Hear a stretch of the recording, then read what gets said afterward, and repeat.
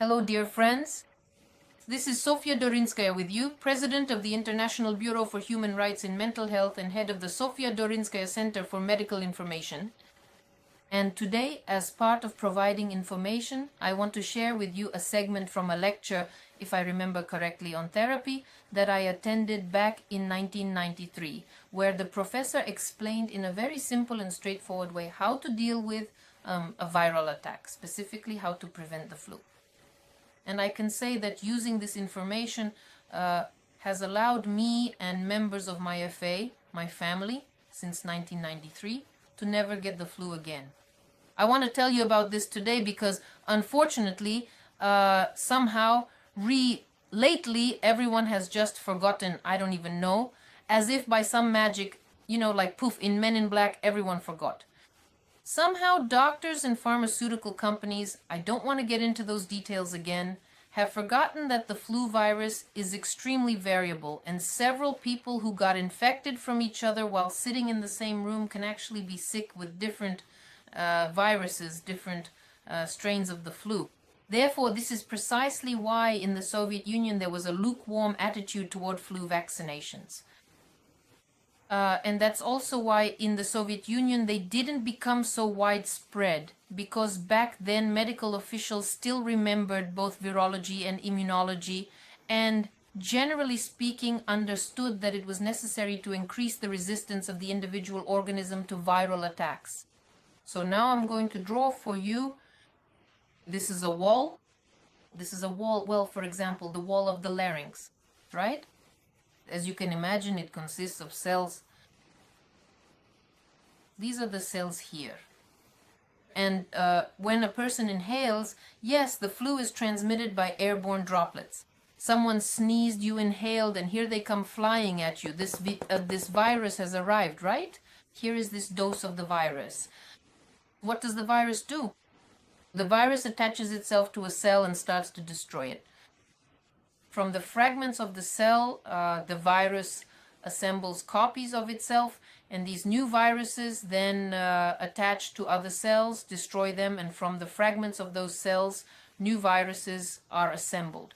So to put it quite simply and clearly, the overall scheme of a typical influenza virus infection looks exactly like this.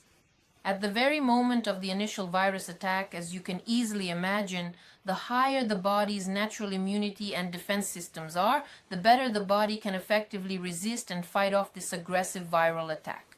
Some people I know say that during a viral attack you need to take antibiotics. Absolutely not. When should antibiotics be used? As you can imagine, when cells are destroyed, a wound is formed here, so to speak, on which bacteria settle, and this is called a secondary infection. So when after the destruction of cells by the influenza virus, secondary bacterial infections join in, that's when antibiotics come into play. During the initial viral attack, antibiotics cannot have any effect. So how can we boost our immunity? There are various ways. This is actually what vaccines try to do, right? They try to boost your immunity, but they only boost your immunity against one strain of the flu virus. And if a different one comes along, it doesn't work. Now, look, let's go over a nuance. The flu virus attacks a cell and starts to destroy it. Let me make this bigger for you. Here is this cell, and here the flu virus arrives and starts to destroy the cell membrane. All we need to do is prevent the membrane of this cell from being destroyed. For this, we need to take an antioxidant, which, roughly speaking, as the flu virus destroys the cell membrane, the antioxidant repairs it, the virus destroys, the antioxidant repairs, and the viral attack passes us by. The cells remain intact, basically like peas against a wall. You throw the peas, they bounce off the wall and cause no harm at all. The best and simplest antioxidant is vitamin C, and the regimen during a viral attack is as follows. For the first 2 days, you take 2 grams of vitamin C per day. For the first 2 days, you take 2 grams of vitamin C. For the next 2 days, you take 1 gram of vitamin C per day. For the following 3 days, you take 500 milligrams of vitamin C per day. This is the simplest regimen. During the first day, the first 2 days, 2 grams, then the next 2 days, 1 gram each, and the following 3 days, 500 milligrams. When should you start taking it? As soon as you feel a slight malaise.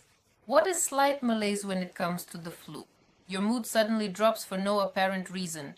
You don't know why, but you feel as if some kind of depression has come over you out of nowhere. You might experience slight dizziness. You don't feel joint aches yet, but there's already a sense of discomfort and unease. You feel a kind of reduced lightness. You want to find a quiet place, lie down, and make it so that sounds don't bother you. These are all signs of the onset of the flu. And as soon as you feel this, you should always have fresh vitamin C in your purse, your briefcase, or your bag. Always. I know that vitamin C is sold in little packets as a powder. That's exactly what you need. It doesn't have to be anything expensive. I think those packets cost 3 rubles. So you take them and dissolve or swallow the little pellets. Just regular vitamin C, the kind produced by Alphabet, for example. These vitamins work wonderfully. You take this dose and drink it. I can tell you right away that when you take vitamin C, please wash it down with kisel or kefir because it's an acid, so you don't irritate your stomach.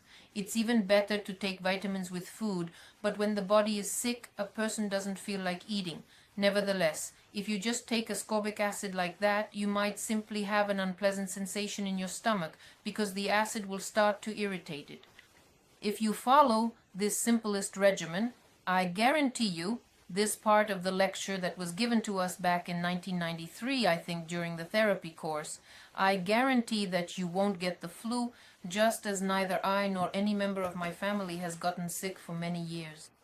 This was Sofya Dorinskaya with you. Stay healthy. All the best. Goodbye.